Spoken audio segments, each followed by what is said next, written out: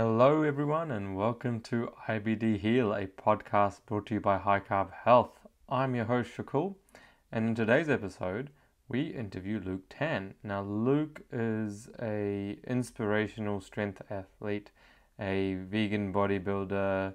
He is a published author of the Awake Method, and he has an amazing story of how he turned his life around, took control of his health, and use that strength and determination of going through adversity to take charge of his life and totally transform his body, his mind, and just take a total new way of looking at life. Now, Luke is an author and Asia's #1 plant-based health and wellness coach. He is also the co-host of the global online wellness event, the PlantFit Summit and the Plant-Based Asia Summit. Using a plant-based diet, he helps elevate strength in men to achieve higher levels of consciousness to become extraordinary sons, partners, and fathers. Luke is passionate about championing individuals to live fully awake in their lives. Luke is a really incredible guy. I'm very proud to consider him a good friend and look forward to sharing his story with all of you. Just before we move into the interview, I'd like to apologize for the audio. For whatever reason, the mic didn't quite connect while I was recording it, but nevertheless, I'm sure you're going to enjoy Luke's story. Hello, everyone, and welcome. Today, I have a very special guest, the man himself, Luke Tan. Welcome to the podcast. Thank you, Shukul. It's great being here. It's funny now being on the other side of the lens because normally I'm interviewing you for the summit. So great to be on this side. Really honored to be here, Shukul. Just a brief introduction, Luke. Normally, I'm the one who's getting interviewed by Luke or Shamiz for his amazing summit. If you haven't checked out the Plant-Based Summit and all the other amazing spin-offs you've got from that, you guys will put a link below so you guys can check it out. But Luke does amazing work. He's a published author of the Awake Method, and this man is definitely awake. Really excited to have you on board. And Luke has an incredible story. So let's just start with your story, Luke. And, you've been through a lot to get to where you are, even with the mental health stuff or the diet stuff, and to kind of transform your mind and your body to what it is today. It's it's very fascinating for me as well, as I'm sure a lot of people listening will find it too. Yeah, thank you. Thank you firstly for the introduction. And yeah, it has been quite a journey, Shakul. And I look back in the past decade or so, I forget where I was before more than a decade ago. If I want to go back a little bit further than my plant-based transformation, it really started around 2008 when the global financial crisis hit. I was probably in a pretty low point of my life. And the global financial crisis hit and I lost my job. And at one point, I was also going to Centrelink and trying to get welfare as well. And I lost my job when, I remember my boss actually walking into the office, escorting me out, giving me a cardboard box, say, "You're out. You just pack your stuff," giving me 15 minutes just to pack my stuff. And I literally had the walk of shame walking out of that office. So subsequently after that, I even tried going for welfare, as I shared before. But that was a pretty low point in my life, and I was in a relationship that wasn't the best, and that was really the core of the issue. And around that time, I also tried to attempt suicide, and really had a breakdown in a relationship, so much so that all my friends closed the door on me. And what I mean by that was, what happened was they found out that I was cheating on my ex. So that was really the lowest point of my life. So suicide attempt, infidelity. And then and it was that very morning when I was found out that I decided that I had to turn my life around, because I was kind of going around in circles and really going down deeper and darker. And I think I would say I hit rock bottom. So I made that decision, and that decision was to turn my life around. But for me, was also to set myself a goal of having a crucible. And what a crucible is something that challenges you physically, mentally, and emotionally. And what crucible is what, to a certain degree, Marine recruits go through to become full Marines. So I had this crucible. I decided on focusing on this crucible. And the reason why I focus on this crucible, which I'll share a little in a bit, was because I had so much shame and guilt after the event, and I had to just kind of put my blinkers on and just kind of drive forward. So I focused on this crucible, which was my first bodybuilding competition. So I competed in 2010. I started my journey as around that time when I lost my job. I went back to school as personal trainer. Fitness was kind of always in my, one of my passions. So I decided to channel all that focus to compete in my first bodybuilding competition. And that was my crucible. And as a result, that competition, I placed third place, and I won best poser. Best poser, all right, good title, right? Best poser. So yeah, that was the first thing. And yeah, subsequently after that, around the same time, I was with my wife Emily, and you know Emily as well. So Emily was kind of toying with a whole plant-based diet thing. So I was literally having a kilo of meat per day as a meat-eating bodybuilder competing, competing on stage. So literally every single day I was having a kilo of meat. So when I met Emily, she was following my lifestyle, and she had, because she wasn't a big meat eater, she was having chronic digestive issues. So she decided to try a plant-based diet. So when she did, she experienced significant changes in literally just a few days. So I was kind of intrigued, but not convinced. What actually happened was around the same time when I saw that shift in Emily, one of my friends knew that I was kind of, maybe I should try this plant-based thing. I'm not sure.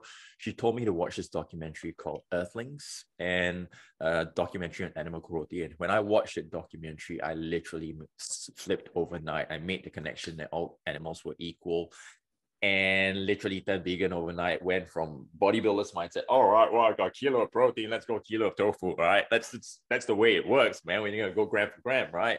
So I of course, that's what I did. I was, as you can imagine, bloated. But for me, I think that was a shift, in literally an overnight shift for me. And I vowed to stand on stage again. So about a year and a bit later, I said, if I competed as a meat-eating bodybuilder in 2010, why not? I want to be a positive example of the lifestyle and compete as a vegan and 100% plant-based diet. So I did. So I competed in A and B, INBA, and I placed in that competition second place. And around that time, I met and formed Evolve Generation, and I think you were there. It's a combination. It's a collective of athletes, healthcare professionals. We were competing together. I was like, hey, let's get this group together. And around the same time, we met Plant Build, which is a similar team in the US. So from then on, I competed in the US. Decided the Australian team to compete as vegan athletes. Traveled to US. Competed in Austin, Texas. For me, I competed as a bodybuilder again, won my category, and after that I competed one more time as a CrossFit athlete in Austin, Texas, a couple of years later with Team Plant Build. So through my journey of competition, I met some incredible athletes, healthcare professionals, everyday people just turning their lives on a plant-based diet. And I was just thinking, how can I advocate this message? How can I share this message with the world? Inspire people to really get on this lifestyle, because I've experienced so many changes. So, and know of many people around me that were just turning their lives around. So I met my friend Toby over an oat milk latte in Starbucks in Singapore. And I was just sharing with him with this idea, say, hey, Toby, I've got this idea. I've been competing, and I've also been training fitness models and clients to advocate to do well on the plant-based diet. I say, why not? Let's do a summit. I was like, are you serious? And he said, yeah, let's just do it. I was like, oh my goodness, we're going to do a summit? Going to reach out to thousands of people? It was like, yeah, let's just do it. And I was just like, so literally that was the birth of the Plant Fit Summit. After Starbucks, a few weeks later, called my first speaker. And then fast forward to where I am today, 5 summits later, reaching out to tens of thousands of people, being able to hear stories of transformation from chronic disease, getting connected with people like Dotsie Bausch, who's on the Game Changers, chatting with Nimai Delgado, meeting Unite for Nimai Delgado, being on athletes panel with Rich Roll, Leilani Manta. I just look back at where I was before to where I am right now. Like, my goodness. And, just sharing this whole journey, I was like, oh my goodness, like it's been quite a journey, like and yeah, right now for me right now is I'm in the personal development space, and learning from I would say ex-Navy SEALs, elite special operators, being an Unbeatable Mind licensed coach, and it's really taking an integrated approach to I would say personal development, mind, body, spirit, purpose. So helping clients to do that using a plant-based diet. And if many people ask, so what is your mission and purpose in life right now? And I always share is to elevate, strengthen men to achieve new levels of consciousness through training and nutrition, particularly a plant-based diet. So that's a lot from me, my history in a nutshell. Yeah, and it's an incredible story. I mean, I even look back to, like, you didn't really touch on your, experiences through childhood and obesity and trying to overcome that as well. And, that's another whole aspect to the story that makes up your life. And it's, fantastic to see how you've been able to turn it around. What does it take? Like, you've kind of explained to you what you did, but let's drill deeper because, when we work with clients as well, healing physically and mentally is a whole spiritual process of upheaval, of confronting the fears, of actually understanding who you are as a person, as a human. So in your experience, what were the things that you had to confront and had to deal with to really look within and overcome those kind of, I guess, the demons that were inside you to kind of get to where you are now? I guess the first thing is really being honest with yourself, really being truly and brutally honest, because a lot of times I find that, at least I speak from my point of view, I was kind of sedating myself with, call it drugs, sex, alcohol, whatever I could sedate myself with to fill a void that could not be filled. And the void was, to a certain degree, the relationship that I was in. I wasn't happy in it anymore, and I was kind of skirting around the issue. And for the longest time, I was not honest with myself. And once I started being honest with myself and what the issue was, it had a shape, and I could now realize and acknowledge that is the issue, and that's something that I changed. And I believe that's with anyone and everyone, and the clients that I work with, because there's always one specific thing. It could be a relationship, it could be a living arrangement, it could be what's happening in the world. There's one thing that you're trying to run away from. It could, just to a certain degree, the food that you eat, the diet, and your relationship with food. But there's one thing that you're not addressing. But when you pull off all the areas, if you address that one simple thing, and be truthful about it and be honest, and sometimes it may bring up a lot of shame, a bit of guilt. And as guys, we tend to sweep that emotions aside. But once you actually face that and put a name and a face to it, and then actually lean into it and say, I'm going to make a difference, I'm going to make a change where this particular situation is concerned, it is no longer the boogeyman in the closet. You're not trying to avoid it anymore. So I think that is the first step. Very first step is an acknowledgement and awareness and honesty of what you're trying to run away from, but also making a decision to change it. The second thing is training, physical training. And I think the physicality of it, because the thing is that emotion, I do apologize, my little 4-month-old is screaming downstairs, real life. But the next time is, the next aspect is the physical training. And the reason why I say that is when mental and emotional issues are concerned, you can't really define or quantify it. It's not tangible to a certain degree, but a physical training or setting a crucible, as I've shared before, is quantifiable. Okay, I need to compete in August 25th on the stage, and I need to be X amount of body fat percentage, or I need to lift a certain amount of weight at this powerlifting. By having a focal point, having a physical crucible per se, and by having that focal point, it allows for you to focus all on that. Put your blinkers on, train hard, feel well, create habits around you that allow for you to achieve that goal. And by doing so, it works on many levels. You're eating well, you're training more, you're moving more. That elevates your moods, your emotions, your focus, your drive. And when you achieve that goal, that adds to your new belief system. If I can do this, I can do, what else can I do? And that's how I've, to a certain degree, healed myself through setting physical crucibles. So I think key takeaway points is two things: acknowledging what you're trying to run away from. Number two is having a physical crucible. A physical crucible could be, I want to do the Melbourne Marathon. I want to do a fun run, and I want to compete in bodybuilding competition. I want to run my first Spartan race. Whatever it is, it needs to be quantifiable and time bound.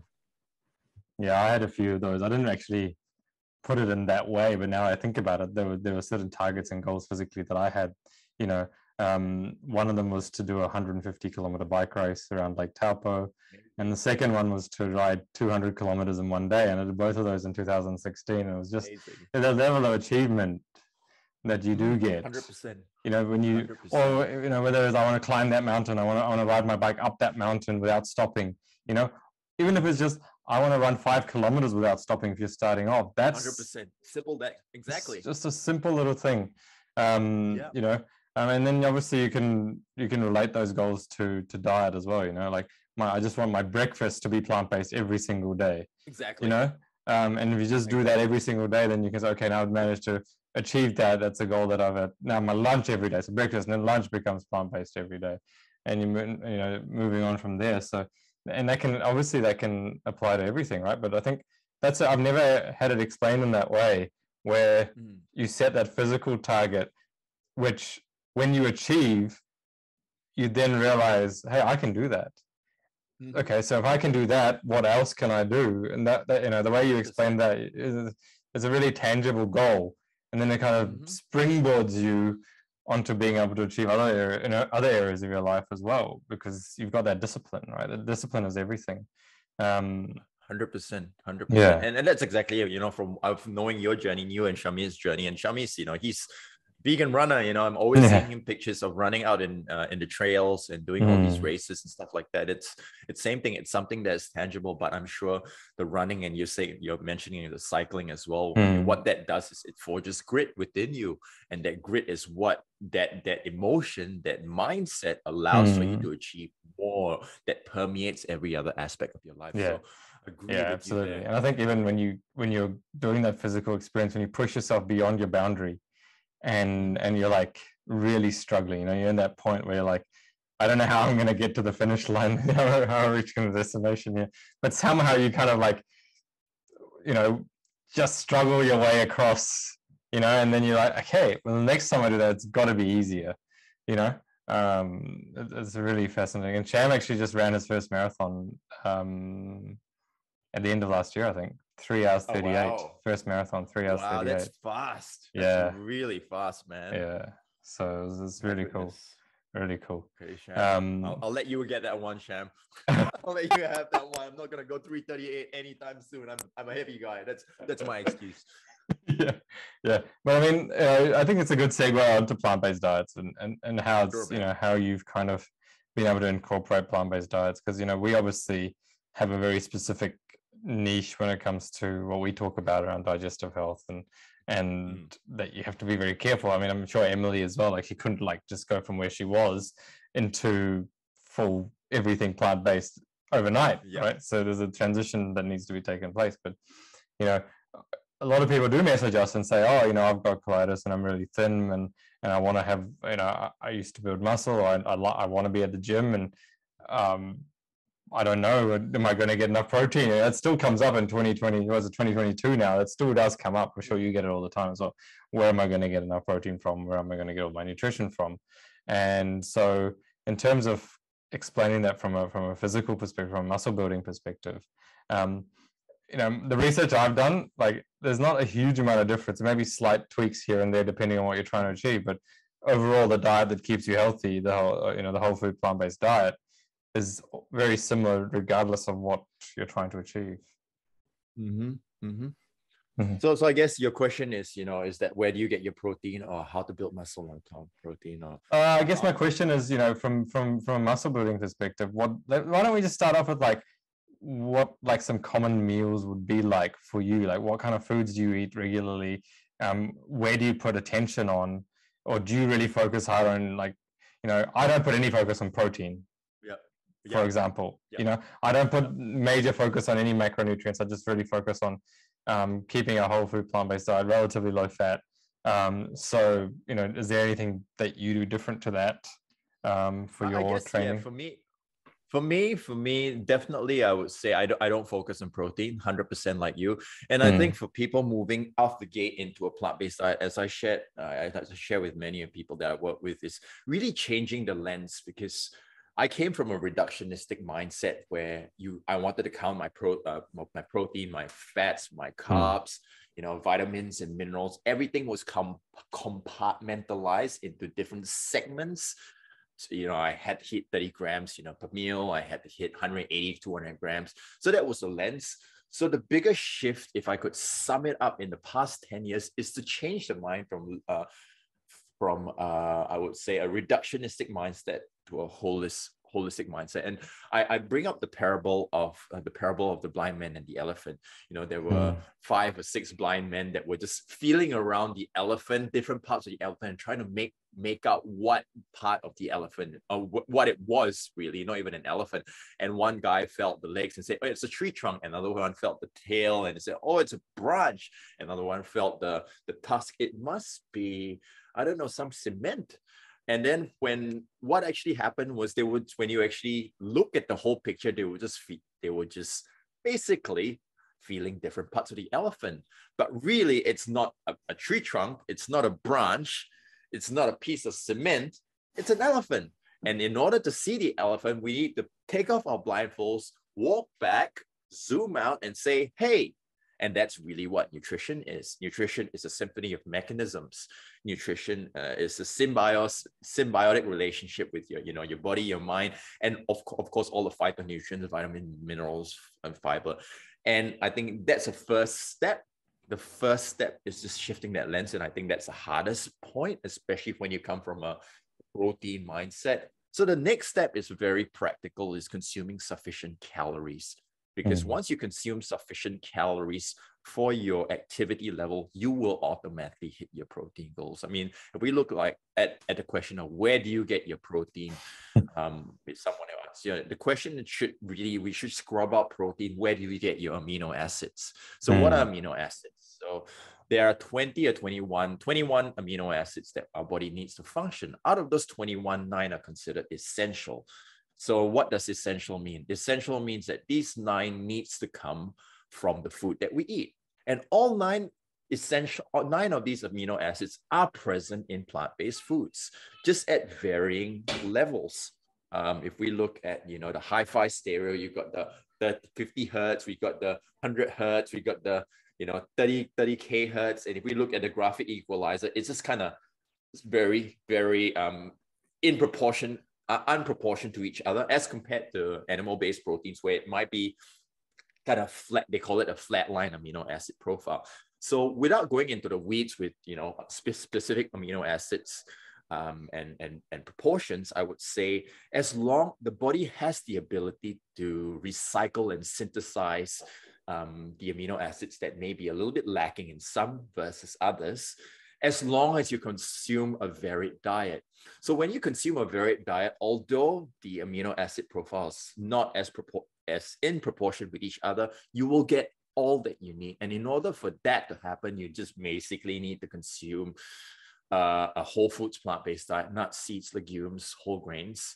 But definitely putting an emphasis, I won't say too much of an emphasis, just having a legume source, because legumes are known to be the superfood, because I mean, it's a great source of fiber and, of course, protein, all yours, and particularly this amino acid leucine, which is the essential amino acid that triggers muscle protein synthesis, and that's higher in legume sources. So having a legume source, and not really every single meal, and having sufficient calories, you're going to hit all your protein goals, not just protein goals, but you're going to hit a lot more. You're going to hit your fiber goals. You're going to get all your vitamins and minerals and phytochemicals. And of course, you're going to get all your antioxidants as well. It's less inflammatory. You get a good source of carbohydrates as well. So all this good stuff helps build you a leaner, healthier, and stronger body that will age well. The key is longevity as well. There's no point growing, having a Hummer and just going all the way and then, parking at the end, versus having maybe a Tesla that will just kind of is greener and will allow for slow, sustained energy, because and also allow for cleaner, I would say, cleaner burning fuel, which will help with health and long-term health and longevity as well. Absolutely. That's a really good way of explaining the different proteins as well, because a lot of people only focus on protein, not realizing that it's a buildup of different amino acids, and definitely we don't need to have every single one of them in our diet. We only need those 9 essential ones, and they all 9 essential amino acids come in all plant foods. So we don't have to, and the calories, I really make a big point of that as well, making sure you eat enough calories, because that's, I think majority of people who fail on plant-based diet, they are under eating calories, and then they have to go find a more calorically dense food source, which generally is animal products.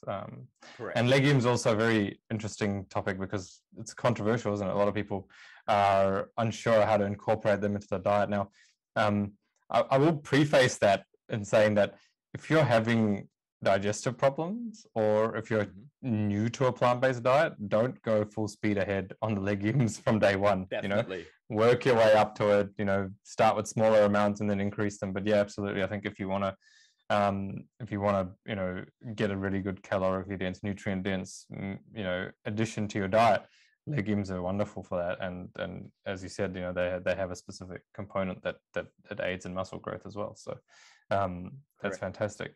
In terms of your diet, what does it look like? Let's talk about what you may be eating what are some of your favorite meals, etc. Okay, my favorite meals is, I'm a Taurus, I'm stubborn and I'm boring, or maybe. I always like to have the same thing. So I've been having my bowl of oats. I practice time restricted eating. So I normally break my fast with some fruit just to ease my digestion, or sometimes a smoothie just to ease my digestion into the day ahead. And I will have make fruit. A big bowl. That's what we say. Make fruit your first meal of the day. We always say. Yeah, fruit your first meal. Fruit smoothies, just because that's what your body. It's easiest to digest. So definitely fruit the first meal, and then subsequently I will break my fast with. I've been having this bowl of oats for goodness. For a very long time. So a bowl of oatmeal with apples, bananas, nuts and seeds, some pumpkin seeds, and maybe some almonds, walnuts, just diverse. And then I would kind of top it up with some oat milk shaken with the plant-based protein powder, and not because I'm lacking protein. I love the flavor of it. And sometimes I don't even have the plant-based protein powder. I might have it with just some maple syrup. Maple syrup is my, I guess, Emily being Canadian, she wouldn't have it. I love maple syrup. Canadian. I love Canadian maple syrup. It's the best sweet ever, ever. So that's a bowl of. Hang on, I just tipped the mic there. That's my bowl of oats, and then subsequently I'll just have throughout the day. I might have another smoothie, or I might have some fruits. I mean, fortunately, I'm in Singapore. There's lots of tropical fruits. My mom bought us durian the other day. I was like, oh, I knew you were gonna say durian, Luke. I knew you were gonna tell it. I've got a week. You're teasing me with the durian, my man. best thing, best durian. Singapore, Singapore, Asia, best durian. 100%. Hands down. Yep, hands down. Yeah, hands down. So durian is definitely my thing. And this thing called this fruit called chempedak. Oh, I love chempedak. Oh my goodness. I have one that's ripening right now. It's just ripening right now. It's just literally this big. So yeah, stuff like that throughout the day. And I drink lots and lots of water. As you might have seen me, if this is a video, like I drink about 4 liters of water a day, excluding my training hydration. So that's kind of my snacks. And then dinner, evening, we just got for Christmas we just got what's that called? Thermomix. Oh, Oh yeah. life game changer, game changer. So the Thermomix recipe could Emily made some kind of basmati rice. On sometimes we might have like a pasta, sometimes we might have just like a minestrone soup with some bread or whatever. It's really, really, like if I think about it, it's just kind of nothing special really. It's just oatmeal. So I think that's kind of what I have throughout the day. And for me during the weekend, I may go out. We might order food in, but in terms of eating out, I would say 2 meals out of all the meals that we have in the whole week would be eating out. About 95% of our meals are cooked at home, and that's the way you control what comes into your system. Because when you go outside, no doubt it's plant-based and vegan, it's still high in salt, oil, and sugar. And it's of course hyper palatable, because if you want to order out, you don't want to eat SOS free food, right? Yeah. Well, that's me. I mean, I won't speak for everyone. So No, that's yeah. me at least. So yeah, that's kind of what I have, and I've been sticking with this for a while, and I know I know intuitively how many calories I consume, because having been a bodybuilder before and having tracked my calories for competition, I know, all right. And this is a tip that I use. Like, let's say if I know I'm having like Christmas, I know I'm going to be having a big meal, and I know I'm going to be consuming at least 2,500, 3,000 calories in one sitting. I might fast throughout the whole day, just to know that, because my calorie intake, my basal metabolic rate based on my activity levels, about 3,000 to 3,400 calories just for maintenance. So having that thought in mind, I know that, I roughly know what my calories, I don't count calories, I don't advocate for it, but I think it's important to kind of know what goes into, And that's an interesting thing. So when people are switching to a plant-based diet, I mean, I know that it helped me a lot at the beginning to track my calories, because your meals are much bigger in volume and much lower in caloric density than what you're used to. Correct. So it's very easy to undereat when you first change to plant-based diet. Now, do you recommend when people switch to a plant-based diet, they should try and at least track for a little while so they get an understanding of what it feels like to eat 3,000 calories a day, for example? Yeah, I think definitely it's a good exercise. I mean, the first step is really, rather than jump off the gate, unlike me, go vegan overnight, but off the gate, maybe definitely start with just one meal that you can make 100% plant-based. But I think just tracking for about 3 days from, Thursday, Friday, and plus the weekend, because your habits are different from the weekend to the weekday. It's a good exercise to do, just to track it, to know firstly what your habits are and how much you eat. But I think before actually tracking it is being able to ascertain what your basal metabolic rate is, because your basal metabolic rate dictates how much you actually need to function. And some people think, oh, I moved to a plant-based diet and I'm lacking energy. I'm iron deficient. Must be iron deficient. It must be the B12. It must be the lack of protein. Dude, you're just not eating enough. Because as you shared, calorie density, if we look at calorie density, plant-based foods are 100 to 600 calories per 450 grams or per pound. And animal-based foods are 700 calories to all the way to oil, which is about 4,000 calories. So what I'm just basically saying is plant-based foods are a lot less calorie dense, but nutritionally dense. However, animal-based foods are quite calorie dense, but I would say, especially processed food, calorie dense, but nutritionally void. So the thing is that when you move to a plant-based diet where it's a lot less calories, you're going to be consuming a lot less, because the thing about plant-based calories is that it activates your nutrient and stretch receptors. Your nutrient receptors in your gut is activated, but your stretch receptors, all of a sudden, you're with the same 500 or 400 calories, your gut is just going because there's a lot of fiber, there's a lot of water. So all of a sudden, when you first off the gate move to a plant-based diet, eliminate meat, you might be under consuming calories. So I think being able to track, coming back to tracking, it gives you an idea of, hey, my basal metabolic rate says that I'm training twice a week, and training twice a week. And you can do this. Just how do I find my BMR? You can do that at Google search. I'm meant to consume 2,400 calories. I'm feeling lethargic. Why am I feeling lethargic? Oh, according to MyFitnessPal or Chronometer, I put all my food in, I'm consuming 2,000 calories. There's the problem. It's not the lack of protein. It's not iron deficiency. I'm just not having enough food. And that's where you start incorporating certain foods that are higher calorie density, like your nuts and seeds. Nuts and seeds are whole fats, but they're a lot more calorie dense. Incorporating these healthy whole fats, it's going to boost up your calories without adding too much fiber and adding too much bulk. So I think that's kind of the first step. So yeah. Absolutely. Okay. I like to ask the guests on the podcast, some of them, do some myth busting, right? So like when it comes to some of the things that, you may have heard about a plant-based diet before you shifted, and then what you found out after you shifted, like what are maybe 3 of the major myths that you kind of were able to bust as you went through your journey around, bodybuilding and physical activity and those kind of things around plant-based diet and nutrition? Sure. I think the first step is the protein thing, as I shared in depth earlier. Definitely, where do you get your protein? And it's not just about protein, but you will get sufficient protein. In fact, there is an overemphasis on protein, and a lot of developed nations are suffering from protein excess rather than deficiency. So I think we've kind of pushed the protein out of sight, and you do get. I know now I do get sufficient protein plus more on a plant-based diet. And healthy proteins as well. So that's number 1. Carbs make you fat.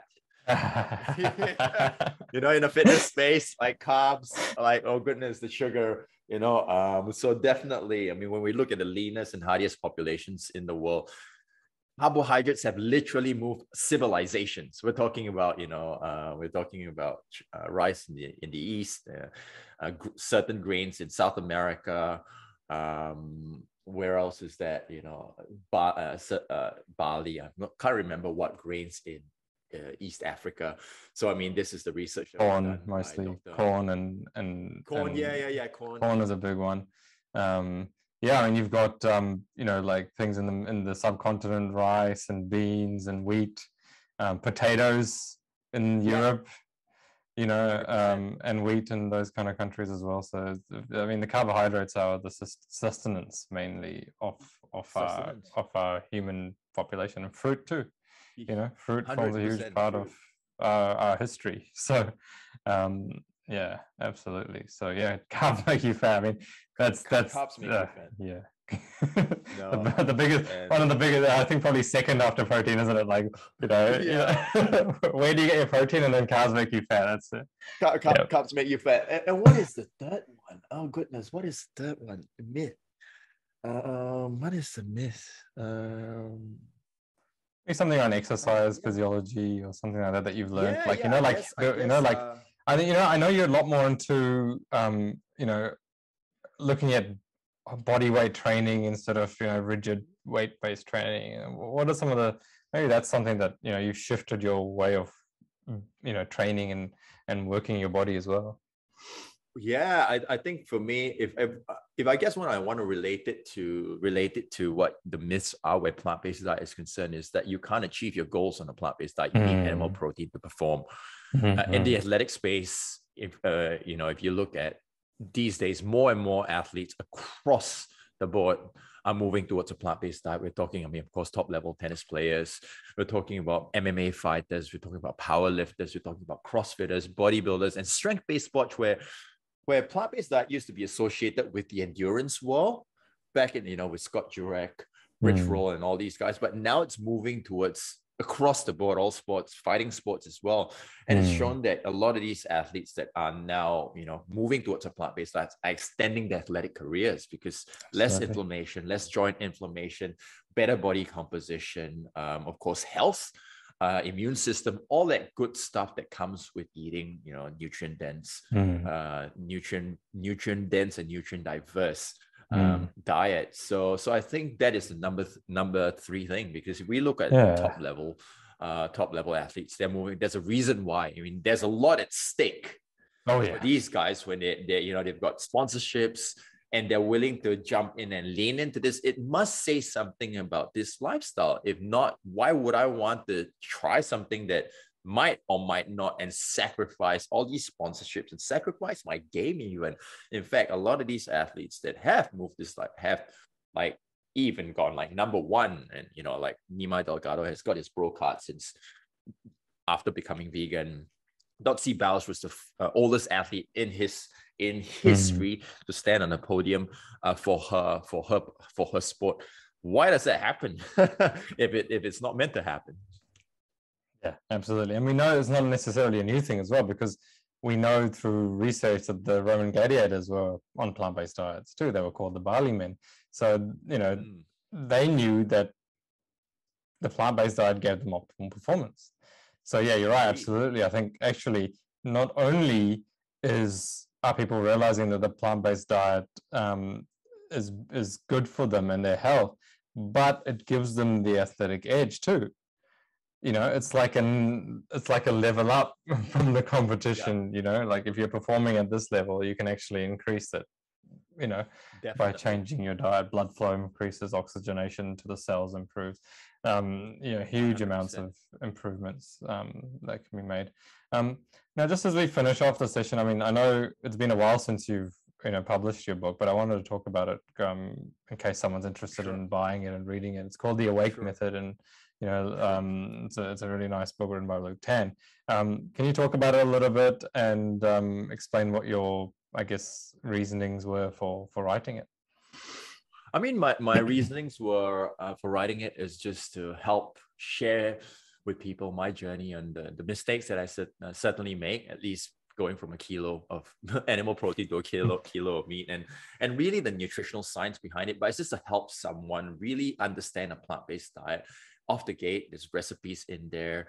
At the same time, there's a training program in there as well. It's just a really, and awake is the acronym for aware of inner truth, step into I've changed it since that, but awake to me right now means aware of the inner truth, step into the warrior routine, warrior within, lead with authenticity and kindness, and express your unique value into the world. So really, it's a mind-body transformation. And the Awake Method, the book itself, kind of shows the steps to achieve a mind-body transformation. And right now, I'm in the process of, I've created my free Kickstarter GRIT, and this is where I'm at right now. GRIT is the acronym for green fuel, resistance training, integration of habits and rituals, because your daily habits dictate your lifestyle and whether you achieve your goals, your goals or not, physical or mental, and then transformation. And I believe that transformation starts from the inside out. If you show up 100% and you become the best and strongest version of yourself, you will affect the people around you. You will affect your family and your greater community. And together, I believe through this transformation, I believe that we need to transform and evolve to a new level of consciousness, as I've shared before, because I feel, at least in the past 2 years, with what's happening, it's quite heavy. There's a lot of polarization and a division. And I think we need, as humans and humanity, we need to rise from that and learn from whatever lessons we need to learn in the past 2 years, and unite whatever perspective we have. But it starts with awareness of your inner truth, and leaning into fear and training, nutrition, because your body, your vehicle, your body is the vehicle in this lifestyle. I mean, I believe that we are spirits having a human existence. We have one human existence, and this right here, our body, is the vehicle that will carry us through this human existence. So might as well take care of this, because they say your body is your temple. So take care of it. And when you've got a strong kind of strong body, a strong mind, everything else kind of comes together, whether you start being more open, you start being more courageous, lean into stuff that you don't normally lean into, but also you want to start contributing to a world that you want to see. As a parent, as you know, being a father, it's not just about us anymore. I feel I'm borrowing this world from my daughters. So it's about what kind of world I'm creating for them and maybe for their children and their children's children as well. So it's not just about me anymore. So I think as a parent, my lens has shifted. It's about them. Absolutely, man. Yeah, lots of things change when you become a parent. It's probably a whole different topic. Maybe we'll get you and Emily on board to talk about that at a different time. Yeah, amazing reflections, and I think some great learnings through your journey. And I'm a big believer that everything happens for a reason, and that when we do go through adversity and difficult times, it gives us, when we can get through that and come back through the other side, it becomes a vehicle for us to help others. And you're helping so many thousands of people, and I thank you for your work and everything you're doing to make the world a better place, my man. Now we're going to be putting all the links on where you can find Luke and his his book, The Awake Method, the Plant Fit Summit, where you can sign up for that. All that information will be down in the description below. If you've been listening to the podcast, please follow the IBD Heal podcast, and we have amazing guests like Luke on here every week. If you're watching on YouTube, I hope you enjoyed the video. Please give it a thumbs up. And if you have any questions, there's a comment section below. Please write down your comments or any reflections you have about what Luke's story was about, and subscribe to the channel if you want to see more videos like this, as well as that little bell notification icon, which will give you all our recent uploads into your inbox. So thank you everyone for tuning in. Thank you, Luke, for joining me today. And make sure everyone out there eat plants and lots of them. Take care. Take care. See you guys.